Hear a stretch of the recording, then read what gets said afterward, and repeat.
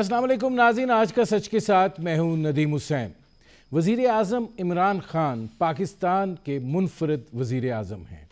इंतखाबात से पहले वो जो कुछ कहते रहे हैं यकीनन वो बहुत मुदल्लल था, उनकी बातों में बहुत वज़न था, लेकिन इक़्तिदार में आने के बाद शायद वो पाकिस्तान के पहले वज़ीर आज़म हैं कि जिनको झुटलाने के लिए या जिनकी बातों की तरदीद करने के लिए या जिनकी बातों को काउंटर करने के लिए किसी मंतक की, किसी दलील की जो है वो कोई ज़रूरत महसूस नहीं होती है। सिर्फ़ माजी के उनके अपने बयानात जो हैं उनको ही दोहरा दिया जाता है और वो काफ़ी होते हैं। अब एक नई सूरत हाल जो है वो पैदा हुई है और वो हुई है मुशीरान की दोहरी शरीयत के हवाले से। इस हवाले से वज़ीर आज़म इमरान ख़ान का मौक़िफ़ इक़्तिदार में आने से पहले बड़ा दो टोक था, बड़ा वाज़ेह था और इस मामले में उनकी सोच और फ़िक्र में किसी किस्म का कोई इबहाम नहीं था और वो ये कहते थे कि जो इस मट्टी में पैदा हुआ है, जो इस मट्टी में जिसका सब कुछ है, उसी को ये इख्तियार है कि वो अवाम के फ़ैसले करे। ये बात उन्होंने एक दफ़ा नहीं मुतअद्दिद मरतबा कही। क्या उस वक़्त उनकी ये गुफ्तगू जो है वो अवाम को लुभाने के लिए थी और जो सियासी तकाज़े हैं उनके लिए थी, और अब जब वो इक़्तिदार में आए हैं तो इनको ये अंदाज़ा हुआ है कि जब इंसान कुर्सी पर बैठता है तो उसके तकाज़े, उसकी ज़रूरत और उसका जो मामलात हैं वो बहुत मुख्तलिफ होते हैं, बहुत मुश्किल होते हैं। ज़ाहिर है इस हवाले से आइनी तौर के ऊपर भी सूरत हाल जो है वो वाज़ेह नहीं है। तकनीकी तौर पर वज़ीर आज़म मुशावरत के लिए किसी भी टेक्नोक्रेट को जो है वो रख सकता है, और ज़ाहिर है कि स्पेशलाइज्ड फील्ड जब होते हैं तो स्पेशलाइज्ड लोगों को एक वज़ीर आज़म जो है वो रखता है। माजी में ये काम होता रहा है और इसकी रवायात जो हैं वो अपनी जगह के ऊपर मौजूद हैं, लेकिन इमरान ख़ान साहब उन्हीं रवायात को जो है वो तनकीद का निशाना बनाते रहे हैं। दूसरी सूरत हाल ये है कि गवर्नेंस को लेकर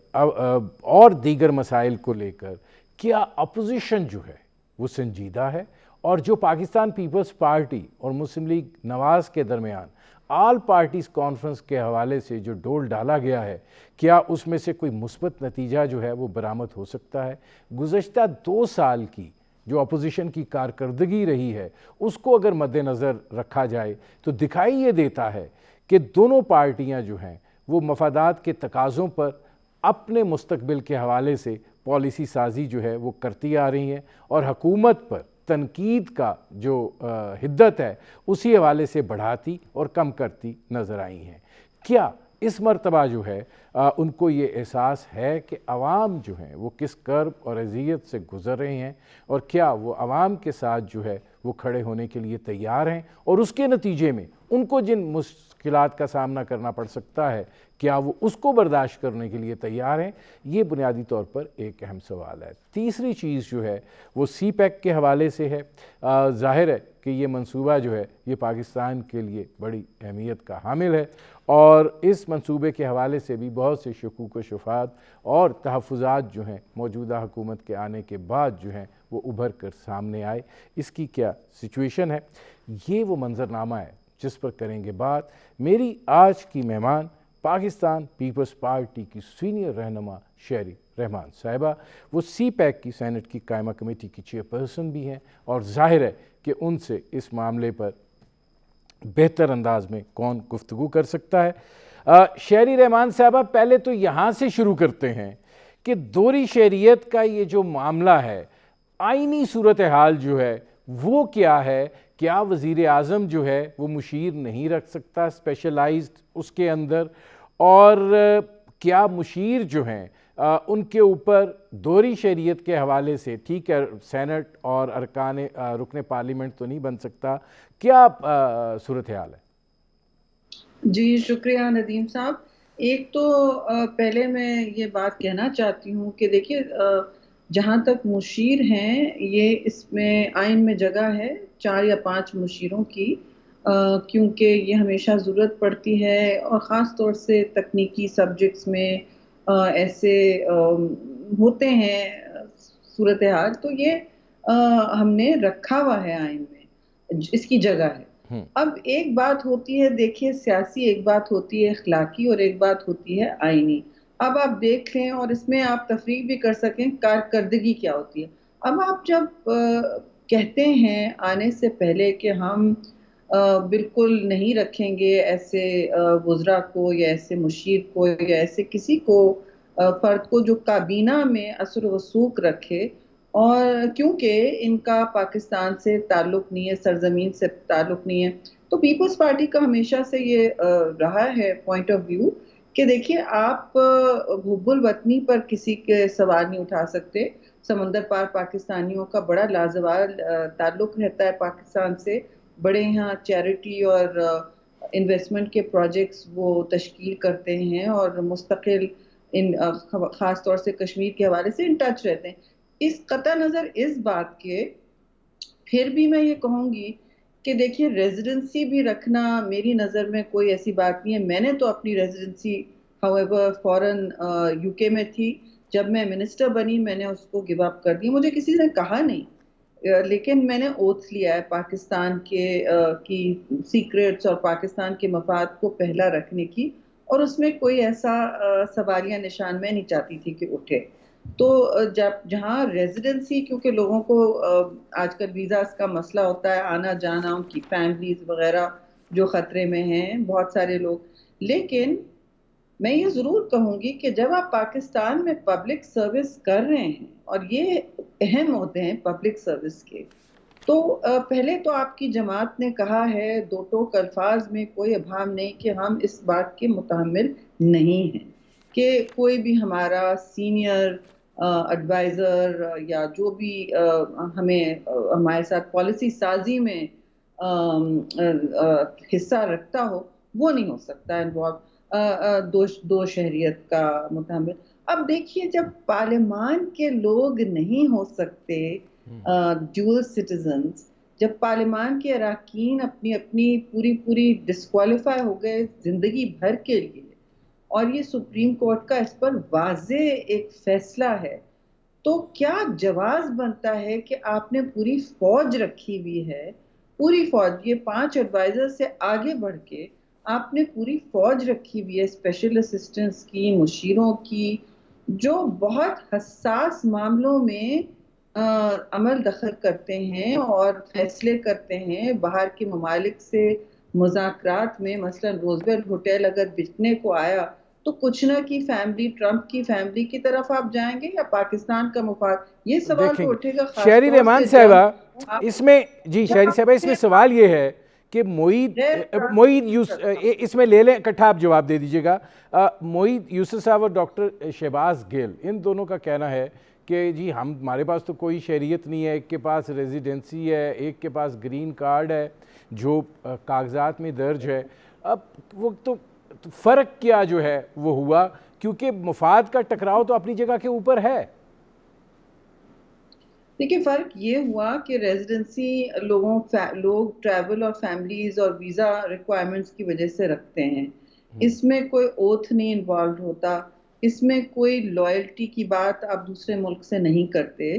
اور میں تو پھر بھی سمجھتی ہوں کہ اس طرح کی کوئی وہ نہیں رکھنی چاہیے، میں اپنی بات کر رہی ہوں۔ لیکن پھر بھی آپ کہہ سکتے ہیں کہ معید نے جو کہا، انہوں نے ایک ایفیڈیوٹ بھی پیش کیا سب کے سامنے کہ میرا کوئی وہاں وہ سٹیٹس نہیں ہے، شہریت کا سٹیزن شپ نہیں ہے، تو یہ بات تو بالکل میں سمجھتی ہوں واضح ہو گئی۔ اور وہ کہہ بھی رہے ہیں کہ میں کشتیاں جلا کے آیا ہوں، اچھی بات ہے، ان کی آپ صلاحیت سے مستفیض بھی ہوں، لیکن جو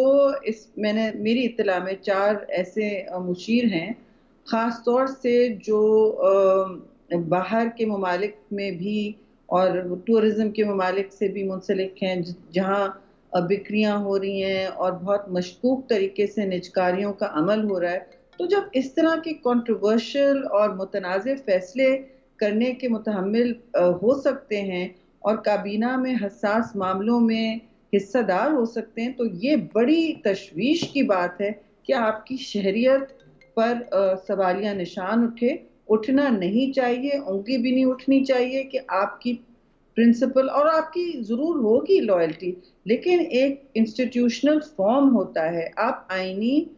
اس میں بیٹھتے ہیں، فورمز میں بیٹھتے ہیں، تو جب آپ کی شہریت دو ممالک کی ہوتی ہے، بہت سے لوگ کہتے ہیں کوئی مسئلہ نہیں ہے، میں کہتی ہوں مجھے کھٹکتا ہے، کیونکہ آپ اوتھ لیتے ہیں اس ملک کے حوالے سے بھی اور یہاں بھی، اور ہمارے ہاں تو کوئی لا بھی نہیں ہے جی کہ ایڈوائزرز اور جو فوج ہے اس وقت 16-19 کتنے ہیں مجھے نہیں معلوم، special assistants, I am sure ان کی ٹیکنیکل کیپیسٹیز بہت ہوں گی، اور اتنے سب ہوتے ہوئے تو پی آئی اے کیوں گرا؟ اگر آپ نے اتنی فوج رکھی ہوئی تھی ٹیکنوکریٹس کی تو why did you give it to اس طرح کے لوگوں کو جو انہوں نے گرا کے چھوڑ دیا اور کوئی جواب نہیں اور کوئی روڈ میپ نہیں سامنے؟ تو آپ مجھے بتائیں کہ یہ ہو کیا رہا ہے؟ یہ تو نہیں، ایسا اس تو میں نہیں ہے شہری کہ رحمان صاحبہ کیونکہ سوال یہ جواب پیدا دہی ہوتا نہیں ہے، ہے، پیراشوٹ جی ہیں، شہری the صاحبہ سوال یہ parachute پیدا out، ہوتا ہے کہ ٹھیک ہے جو آپ کیا ہیں اس ملک میں؟ کیا آپ یہاں رہیں گے؟ بعد میں جب سوال اٹھیں گے تو آپ کہاں ہوں گے؟ ہوں گے، جواب دینے والے کون ہوں گے نا؟ جی یہ بھی بات ہوتی ہے، بندر بانٹ تو نہ ہو جائے ملک کے اثاثوں کی صحیح ہے۔ اس طرح کے اب شہری رحمان شہریت۔ صاحبہ سوال یہ ہے کہ جو 7 لوگ سامنے آئے، اب ان میں سے 2 جو ہیں وہ یہ کہہ رہے ہیں کہ وہ تو جیسے آپ نے بھی کہا کہ اوتھ کی اس میں نہیں ہے صورتحال، لیکن کیا آپ یہ سمجھتی ہیں کہ یہ 7 کے 7 لوگ جو ہیں ان کو حکومت سے الگ ہونا چاہیے؟ یہ جو ہے یہ مفادات کا ٹکراؤ ہے، یا یہ کہ اگر ایکسپرٹیز بھی رکھتے ہیں اور حکومت کو ضرورت بھی ہے تو آئینی طور پر ان کے اوپر کوئی قدغن ہے؟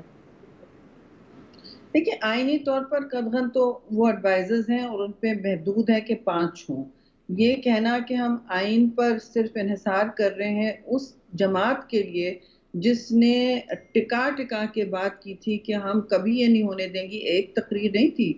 2-3 تھیں، اور بار بار یہ لوگوں پہ باور کیا گیا تھا کہ ہم کسی طرح برداشت نہیں کریں گے، کسی صورت میں برداشت، تو آپ کی پھر لیجیٹمیسی یا اخلاقی جواز کیا رہتا ہے آپ کا ایسے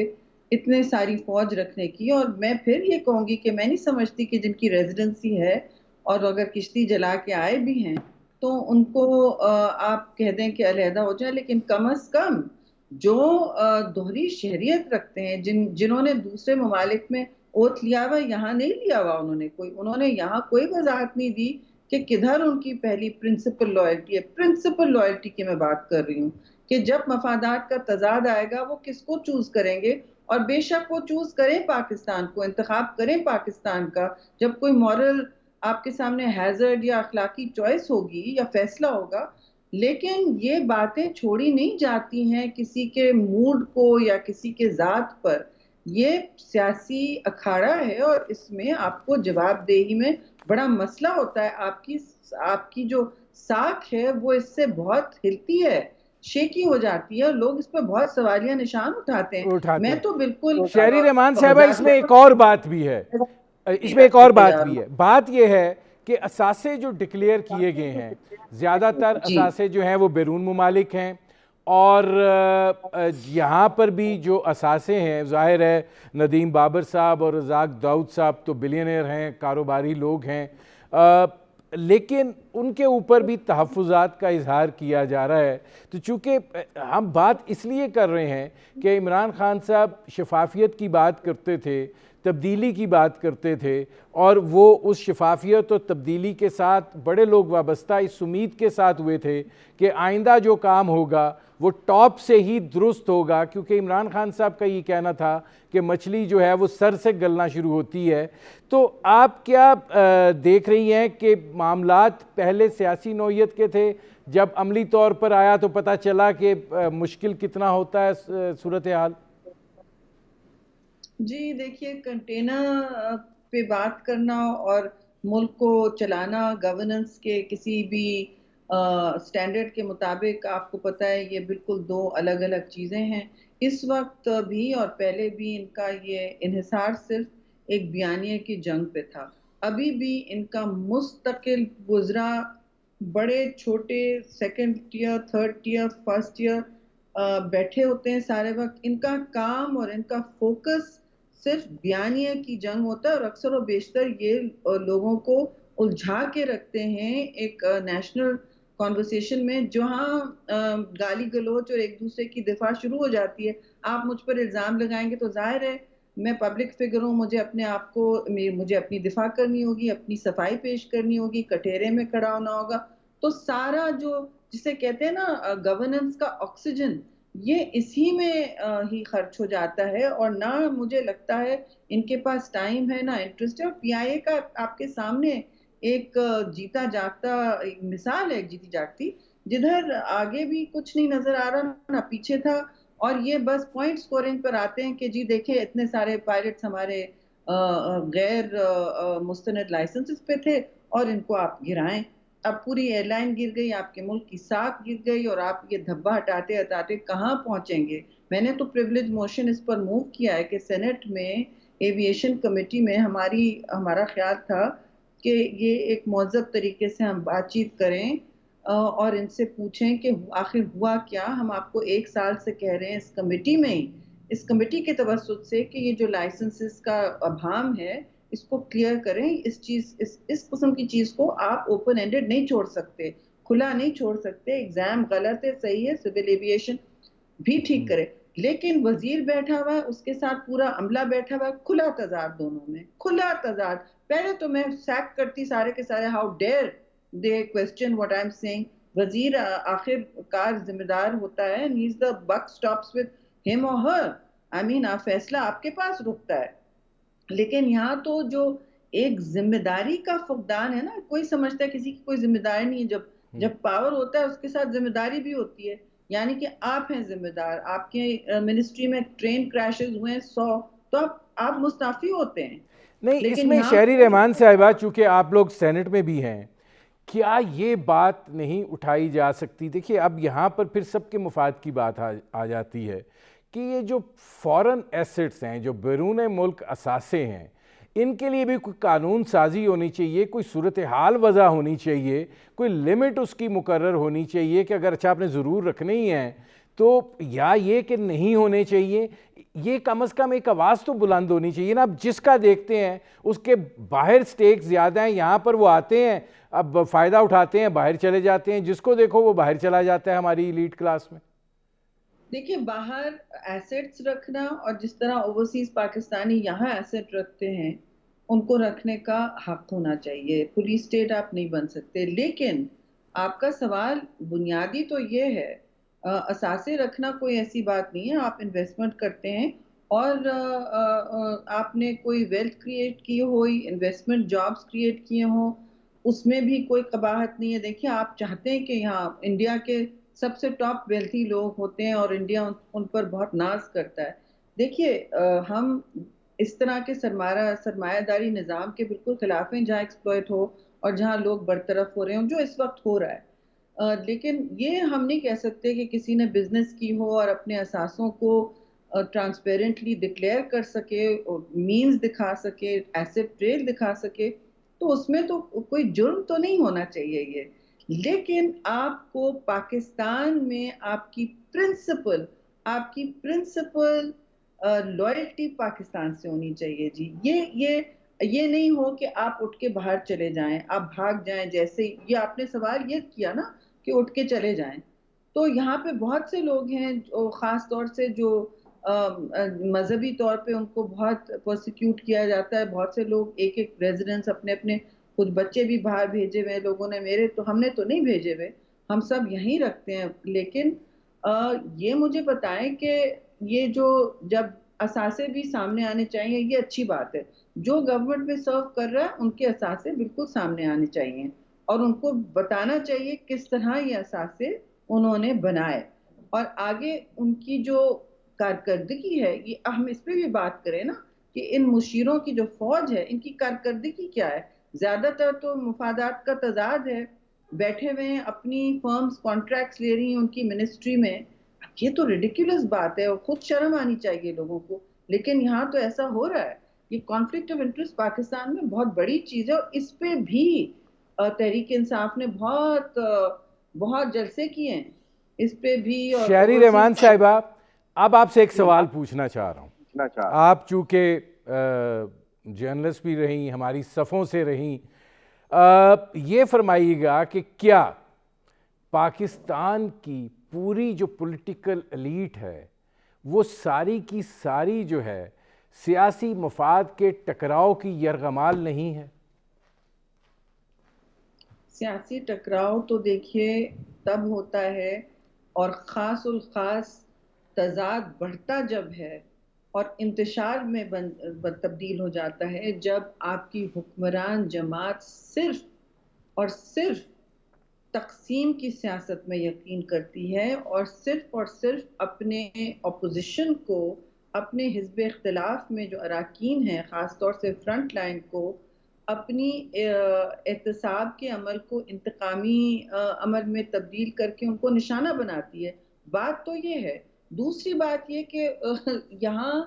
کیسے کوئی پولیٹیکل یونٹی ہوگی، ٹکراؤ کیسے نہیں ہوگا جب وزیر اعظم، چاہے وہ کشمیر کا ایشو ہو یا کورونا کا ایشو ہو، دو بہت بڑی پاکستان کے لیے ایمرجنسیز ہوئی ہیں، کرائسس ہوئی ہیں میں سمجھوں گی، جس پر ایک پر ہم نے جوائنٹ سیشن مانگا، دوسری پر تو خیر جوائنٹ سیشن ہو نہیں سکتا تھا، لیکن جو اے پی سی ہوئی، آل پارٹیز میٹنگ جو پرائم منسٹر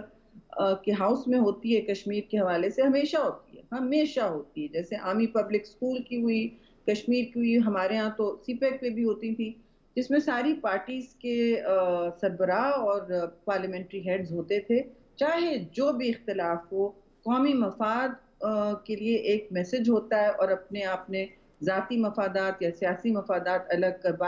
بالاتر ہوتے ہیں۔ اس سے آپ کو پہلے اپنی قوم اور وحدت کا سوچنا ہوتا ہے، اپنے ملک کا، ریاست کا، اور یہ ریاستی مفادات جو ہوتے ہیں ان کی ترجیح ہوتی ہے اس قسم کی میٹنگ میں۔ کشمیر کا جب اگست 5 کو ہندوستان نے یونیلیٹرل ایکشن سے کشمیر کو ہڑپ کرنے، انڈین آکوپائڈ کشمیر کو ہڑپ کرنے کی کوشش کی اور ہم نے اجلاس مانگے اور اے پی سی مانگی، تو کمیٹی روم میں 2 گھنٹے ہم انتظار کرتے رہے۔ پرائم منسٹر کی انا اس سے زیادہ تھی، کشمیر سے زیادہ تھی، وہ نہیں آئے، وہ 2 کمیٹی روم دور بیٹھے رہے۔ آرمی چیف کو پھر 2 گھنٹے بعد امبیرس ہو کے بریف کرنا پڑا، وہ سائیڈ میں بیٹھے رہے اور چیئرمین سینٹ اور انہوں نے پریسائڈ کیا میٹنگ، اسپیکر نے بہت دیر خارجہ وزیر اپنا کوئی سناتے رہے نیریٹو۔ نہیں شہری رحمان صاحبہ، مجھے چونکہ بریک پر جانا ہے، صرف ایک فائنل ورڈ اس ایشو کے اوپر کہ اب آپ لوگ کیا ایکسپیکٹ کرتے ہیں حکومت سے ان مشیران کے حوالے سے؟ دیکھیے، ان مشیران اس وقت دوہری شہریت رکھتے ہیں اور کابینہ میں حساس فیصلے کرنے کے نزدیک ہیں، یا وہ انر سرکل میں ہیں اور وہ ہر قسم کی سینسیٹیو ایشو پر نظر بھی رکھے ہوئے ہیں اور فیصلوں پر بھی حاوی ہیں، ان کو تو مستعفی ہو جانا چاہیے، اس میں کوئی دو رائے۔ شہری رحمان صاحبہ، مجھے ایک بریک لینا پڑ رہا ہے۔ ناظرین، پاکستان پیپلز پارٹی کی سینئر رہنما شہری رحمان صاحبہ سے ہماری گفتگو جاری ہے۔ ایک مختصر سے کمرشل بریک کا وقت ہوا ہے، ملتے ہیں اس وقت کے بعد۔